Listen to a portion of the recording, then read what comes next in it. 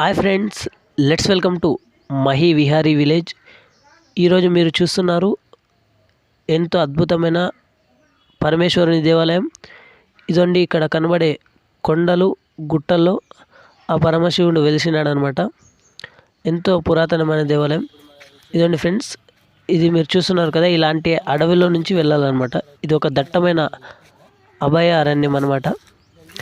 ఇది పాగోడ నుండి 15 మైళ్ళ దూరంలో రంగేరప్పం అనే గ్రామంలో ఉంది. ఎంతో అద్భుతంగా ఉందన్నమాట. చూస్తున్నారు కదా ఎంత దట్టంగా ఉందో.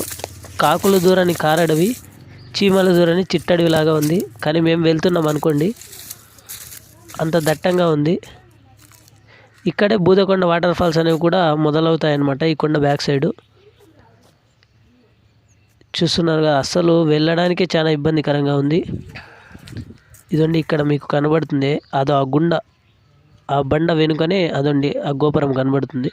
ఇదండి ఇక్కడ మీరు చూస్తున్నట్లయితే ఈ వాటర్ అనేది ఎల్లప్పుడూ ఉంటుందన్నమాట.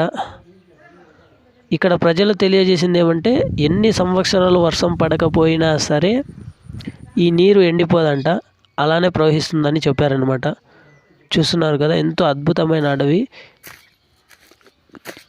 అసలు మాకే దిక్కుతోచట్లేదు అనమాట, ఎట్లా వెళ్ళాలి అని. నేనైతే ఫస్ట్ టైం ఇలాంటివి చూసినాను అనమాట. మీరు కూడా చూసేయండి. దారే మూసుకుపోయిందనమాట. అంటే ఈ గ్రామ ప్రజలు దీన్ని సరిగా అభివృద్ధి చేయట్లేదు అనుకుంటా. అంత మొత్తం చెట్లు చేమలు పెరిగిపోయినాయి. చూడండి ఎంతో అద్భుతంగా ఉంది. ఎవరైనా ఫస్ట్ టైం ఛానల్ని చూస్తున్నట్లయితే ప్లీజ్ సబ్స్క్రైబ్ చేయండి, లైక్ చేయండి, షేర్ చేయండి, కామెంట్ చేయండి.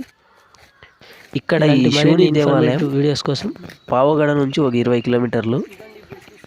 ఎంతో ఇబ్బంది పడి లోనికి వెళ్ళామన్నమాట. నాకైతే ఒకటే భయం అవుతుంది, అంటే ఎలుగుబంట్లు ఏమన్నా ఉంటాయేమో అని. అంటే అంత కొంచెం భయంకరంగా ఉందన్నమాట ఈ దట్టమైన అడవి. నేను ఫస్ట్ టైం ఇలాంటి అడవిలో ఉన్న దేవాలయం దగ్గరికి వెళ్ళాను అనమాట, ఆ పరమశివుని దర్శించుకోవడం కోసం. ఈ ప్లేస్ను ఎవరైనా ముందే విజిట్ చేయంటే కామెంట్ చేయండి. ఇక్కడ ప్రజలు 500 సంవత్సరాలు పైబడిన దేవాలయం అని తెలియజేసినారనమాట. మొత్తం శిథిలమైపోయిందనమాట ఆ పరమశివుని విగ్రహంతో పాటు. చూడండి లింగ రూపంలో ఉన్నాడు ఇక్కడ. ఇదే ఆ దేవాలయం. ఇదండి బయట సైడ్ నుంచి ఇలా కనబడుతుంది. చూస్తున్నారు కదా పురాతనమైన దేవాలయం. అలాగే వస్తూ ఇక్కడ ఒక బోర్డు కనబడింది అనమాట, ఆంజనేయ స్వామి టెంపుల్ది. ఇది కోటిగుడ్డం దగ్గరలో ఉంది, మెయిన్ రోడ్లోంచి పోవచ్చు. కాకపోతే ఎక్కడ చూసుకున్నా సరే, ఇది ఇక్కడ ఎందుకు జూమ్ చేస్తున్నారంటే అందులో నెమలుందనమాట. వాగులు వంకల్లో వెళ్ళాలన్నమాట ఏ దేవునికైనా. చూస్తున్నారు కదా, అసలు రోడ్లు అనేవి తార్ రోడ్లు ఏం లేవు. ఇదండి ఇదే హనుమంతుని దేవాలయం టెంపుల్. ఇది కోటిగుడ్డం గ్రామానికి చెందినది, అది రంగేరప్పం గ్రామానికి చెందినది. ఇక్కడ ప్రజలు ఏమని తెలియజేసినారంటే, ఇక్కడ దేవునికి ఏం కోరికలు కోరుకున్నా నెరవేరుతాయని. అలాగని మనం కేజీ బంగారు కావాలని కోరుకోకూడదు కదా. హానెస్టీ హార్డ్ వర్క్ చేసి ఏదైనా సక్సెస్ అవుతారనమాట. కాబట్టి మనం పరిమితిని బట్టే కోరికలు కోరాలి. ఇది కూడా కొంచెం అద్భుతంగానే ఉంది. కాకపోతే ఈ కాలం నాటికి చెందినది ఈ ఆంజనేయ స్వామి దేవాలయం.